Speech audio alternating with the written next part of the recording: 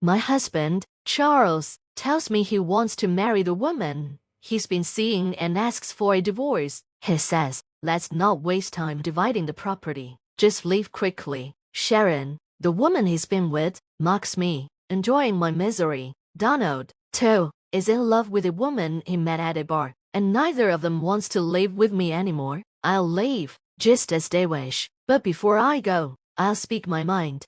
My name is Joy Len, named with the hope that my life would be filled with happiness. I'm a 50-year-old woman, and my life hasn't always been joyful. But now I'm happy and can look back and laugh at my past.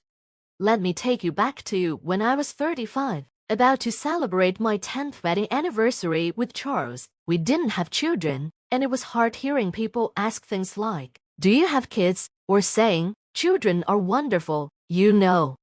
Charles and I barely spoke, partly because he had been promoted at work, became busier, and traveled a lot. I was working too, so we hardly saw each other. No wonder we didn't have kids, but I told myself, this is just another way of being married, and it's fine, whether we have children or not, it doesn't matter. Then, our family grew in a way I never expected, but it wasn't a baby that came. It was Charles' parents, who seemed more like demons from hell. Right after we got married, they had been constantly asking Charles to live with us, and he finally gave in. Charles thought it would be easier to live together with his parents than to keep saying no. I didn't agree to this arrangement. According to Charles, I'm hardly ever home, so he thinks it's fine. But just because it's fine for him doesn't mean it's fine for me. He says it's okay if his parents are good people, but I've had a tough time with them even before we lived together. They kept asking me, "When are you having kids?" Sharon would always say, "The more kids, the better," but she only had Charles.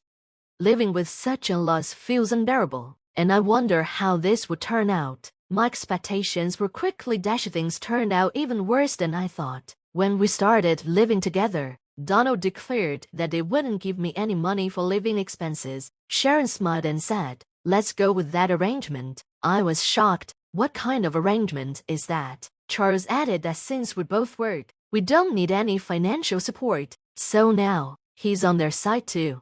I had never really been unhappy with Charles before. I didn't expect too much from a husband, even before we got married. I thought a husband who doesn't get angry easily and works hard was good enough. But now, all the complaints I had been holding inside suddenly came flooding out.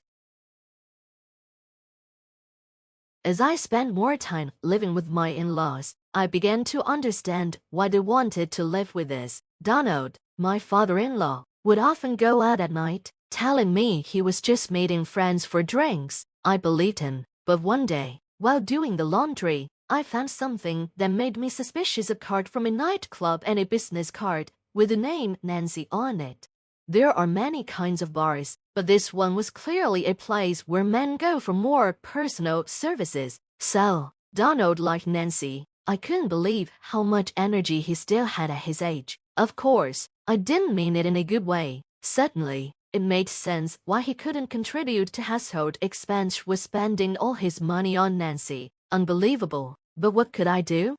At the same time, my mother-in-law, Sharon, started treating me poorly. At first, it seemed like she was just being overly particular about little things, like how I folded laundry or how I seasoned food. I thought maybe she was just being fussy, but over time, her behavior got worse, and she became sneakier about it. She was gradually harassing me, and I didn't even notice at first. What was most painful was that she even started calling me by the name of Charles's ex-girlfriend, as if to remind me that I wasn't good enough.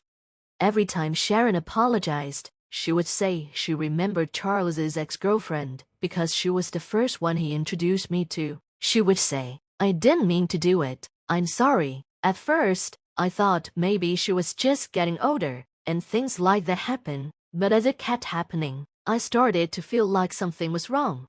For example, every time I took a shower, the bathroom was always messy. I initially thought it was just Charles and the others making a mess, but no one ever complained about it. So, I realized it must have been Sharon who used the bathroom before me. There were other strange things too. One snowy day, Sharon thought everyone had already showered and unplugged the bathtub, leaving me to shower in freezing cold water. Another time, she took my favorite necklace from the closet without asking and then lost it. Each time, she would say, "I didn't mean to do it. I just wasn't thinking. I'm sorry." It's one thing to accidentally call someone by the wrong name or make a mess, but taking my jewelry without asking isn't something that can be overlooked. I started to suspect that this might be intentional harassment directed at me. When I saw Sharon sitting at the dining table, angrily saying my dinner was late because I came home late, I finally realized she was indeed harassing me, even if it was subtle. Looking back, I noticed Sharon hadn't done any housework since moving in. She would throw her socks inside out into the laundry and toss bottles in the trash without removing the labels. She added little annoyances every time she complained about late meals or messy sheets, and sometimes she even threw things around. I realized our home felt like it had become a playground for two stubborn babies, Sharon and Donald. After working long hours as a caregiver, all I wanted was to escape this situation and go to bed. I silently tolerated Sharon's behavior because I didn't have the energy to argue. When I got home, I just wanted to rest, even if it was for a moment. I was so exhausted that I didn't notice at first, but it seemed Sharon knew about Donald's night outings. One time, when an actress named Nancy appeared on TV, Sharon kept asking Donald, "Don't you like girls like her?" "You do, don't you?" Donald looked pale after that. I asked Sharon once if she was okay with Donald going out like that. She replied, "If I get a divorce, I'll be seen as someone with a divorce history at my age. That's miserable and looks bad to society. I don't like it, but he's just having fun with professionals at the bar." Right, if he's not serious, I can't accept it. It was clear she wasn't worried about Donald. She just didn't want to be seen as divorced. I couldn't understand how she could ignore his cheating. It must have caused her a lot of stress, and her way of dealing with it was to harass me. By doing this, she could vent her feelings and avoid doing housework, at the same time killing two birds with one stone. I figured out why Sharon insisted on living with us. Since moving in, Charles kept making excuses to stay away, saying he had to work overtime. Our home felt rotten from the inside out, and I worried I might get crushed under it all. Then, about 6 months after we started living together, Charles, who rarely had the same day off as me, suddenly said, "Please, let's get a divorce." It hit me like a bolt from the blue. It turned out he had been having an affair with a classmate for a long time. He even said he wanted to marry this other person, and I had no idea. Apparently, they started dating just before he got promoted. I thought he was working hard for our family. Or was it really for his classmate? Was it my fault for not paying attention to how Charles was acting? I had been using my exhaustion as an excuse. I always thought affairs happened only on TV or to people like Donald. But maybe it was natural for Charles to cheat since Donald was doing it too. Charles announced, "Once this house is ready, my girlfriend and I are moving in. You can take your things and leave." Sharon asked, "What's going to happen to us?" Charles replied, "You can't stay. My girlfriend doesn't mind sharing." "Wow, what a nice girl," Donald said. "Joy Len, don't let her get away with it. If she asks for property division, we're using this house and everything in it." He added, "Yeah, she's a really good girl, especially if she's cuter than Joy Len." Sharon shot Donald a look, but Charles and Donald just laughed. "I thought these people were hopeless." I replied, "Fine, I'm okay with the divorce. There's a memorial ceremony in Atlanta soon." "Right, can you wait until then?" Planning to enjoy the food at the ceremony, Charles asked, sounding sarcastic. "There's no way I'm taking a woman who's divorcing me. Just leave already." Who's the pathetic one here? I thought. Despite everything, Sharon and I, the only two women in the room, couldn't get along, both having been cheated on. I planned to move out that day. Going back home felt embarrassing, since I was the one who was cheated on. Finding a new place and dealing with the paperwork would take time, but I thought I could manage it around then. Charles, looking down on me, "Ted, if that's the case, fine. Don't underestimate me just because I cheated and then act all high and mighty. I'll destroy everything. A week went by, and the long-awaited day of revenge finally arrived. That morning, my in-laws and Charles left the house early to attend the memorial ceremony in Atlanta, planning to return by evening. All right, let's do this, I thought. The garbage collection service I hired arrived, and I had them load all the furniture into the truck sofa, the microwave, Charles and his parents' bed, and Sharon's clothes that had piled up since she moved in. I even got rid of Charles's favorite new vacuum cleaner, and the refrigerator with all its contents. Everything was gone. Minimalism is wonderful. With each item thrown away, I felt like my troubles were disappearing. The movers then came to take my important belongings to my new place. Evening, the house was empty. I heard the front door open. It seemed Charles and the others had returned. I decided to greet them one last time as a good wife and stood at the entrance with a smile. What? You're still here? Charles frowned, as did my in-laws. Oh, that's harsh. It's the last time, so it's fine to see each other's faces before leaving. Right, I just wanted to see your face, I said, trying to keep it light. He chuckled. What's the big deal? Fine, let's have a meal together one last time. Charles seemed oddly in a good mood as he headed towards the living room, followed by Sharon, who looked exasperated, saying, Charles is so sweet. Donald turned to me proudly, saying, That's my son. I was baffled. A meal would have been nice if there was anything left to eat.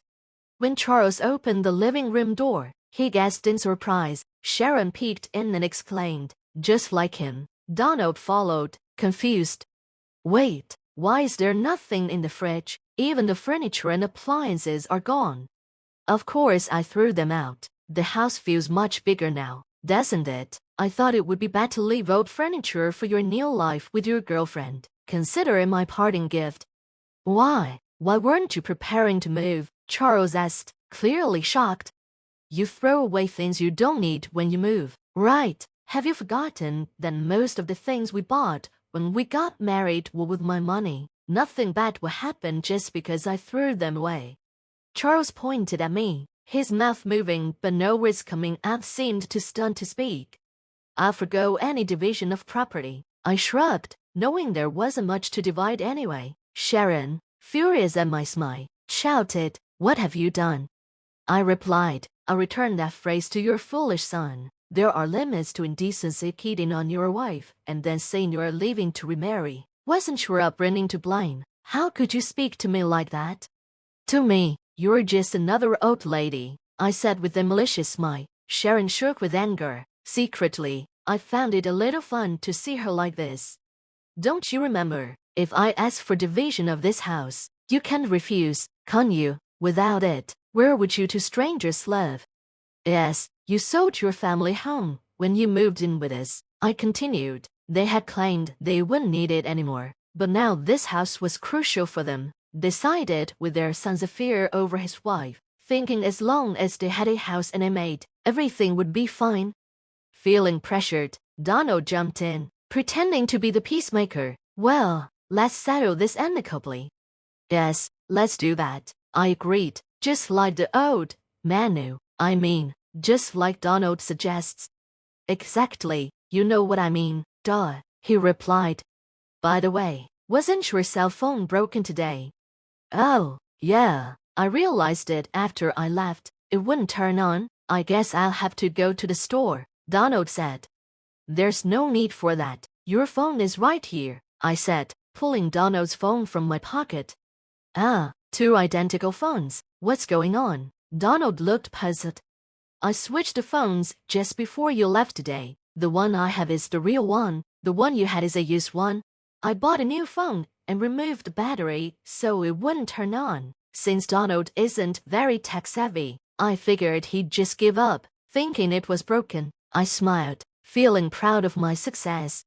Why would you do that? Donald asked, confused. Speaking of which, you got an email today from your beloved Nancy. She said she had a great time the other day. You two email each other every day, right? I'm so jealous of your close friendship. Donald gasped. and Sharon glared at him. So, you were out with Nancy. Wow, more exciting than with Sharon. But you should put a lock on your phone. If you're cheating, you'll get caught easily. Stop it, duh, Donald said. But cheating is wrong. Charles cheated on me, and it hurt. I know exactly how Sharon feels. I decided to do something nice and texted Nancy. I'm bored, let's break up. She was furious, saying I was just with Charles for his money. Good thing you broke up safely. Oh, either way, Sharon, this is Nancy, your enemy. Take a good look. I showed everyone a photo of Nancy while returning Donald's phone. That's when Charles showed a stern expression we hadn't seen before. What's going on? Why are you taking pictures with Nancy? Donald asked, shocked. Because I'm her boyfriend, Charles replied. What? No, Nancy is my girlfriend, Donald protested. We just met at a bar and started hanging out, Charles said. It was surprising to see both father and son dating the same woman. Ignoring our shock, they started arguing over who was better for Nancy, which quickly turned into a ridiculous fight, pulling each other's hair. The brawl ended when Charles pulled out a bunch of Donald's thinning hair. After seeing Donald's shocked face, I declared, well, I'm off to my new place. Thanks for everything. I'll be claiming compensation for the affair next time. Bye. I meant there would be no property division, but I wanted compensation. Sharon realized this was serious and started furiously hitting Donald with her bag. He stood there, head hung low, completely overwhelmed. Watching the chaos unfold, I couldn't help but smile. I hopped on my beloved scooter and rode off, feeling like I was in a movie. It had been a while since I enjoyed a refreshing night ride. Later, when I proposed the divorce and alimony, Charles asked me to wait. He said Sharon was also considering divorce, and they might lose their homes, so he wanted to save as much money as possible.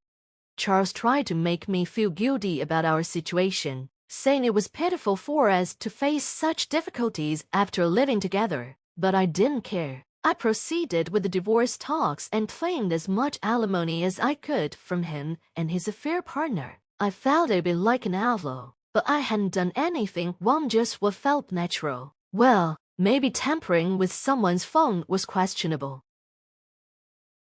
Around the same time, Sharon also divorced Donald. Apparently, his affair with Nancy had lasted over 5 years, and Sharon couldn't forgive that they had a private relationship too. I found it puzzling that bar hopping was forgivable but not private affairs. In the end, we were all single again. Donald was sued for alimony by Sharon, and I sued Charles for the same. The saying "blood will out" rang true, and now the in-laws were scattered. Sharon, having been cheated on, grew to despise men in general, including Charles, who had abandoned me. After their divorces, Charles and Sharon became distant, having only minimal conversations. Donald, now jobless, turned to Charles for help, but Charles was struggling too, juggling multiple jobs. Meanwhile, Sharon, a housewife for most of her marriage, was experiencing work for the first time with a part-time job. Donald ended up working part-time and living in a cheap hotel. Charles, eager to marry Nancy, learned she wasn't interested. She saw both him and Donald merely as convenient sources of money and had other men in her life. Charles mistook her for being serious, believing she was his destiny. In reality, both men were ultimately deemed unnecessary by Nancy and discarded.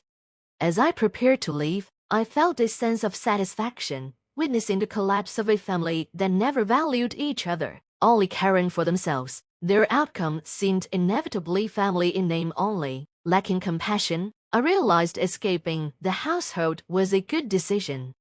Now, although I still come home exhausted from work, living alone has freed up my time. I no longer need to allocate it for someone else, giving me more freedom than when I was married. I can travel with my college friends and have time for my hobbies again. I'd even joined a karaoke club, which has been a fantastic outlet. I consistently win competitions and earn cash prizes, keeping my wallet filled. At work, I hosted a karaoke event that was a huge success, bringing joy to the residents through my passion. My go-to performances are Uncanny Melody and My Heart Will Go on. The lyrics of older songs resonate with me, though I plan to catch up on recent music. Though my days aren't glamorous, I'm surrounded by friendly colleagues, trustworthy friends, and kind residents who feel like family. I've finally become the person I was meant to be, aiming not only to receive joy but also to share it with others. Today, I'll celebrate the residents' birthdays with all my heart.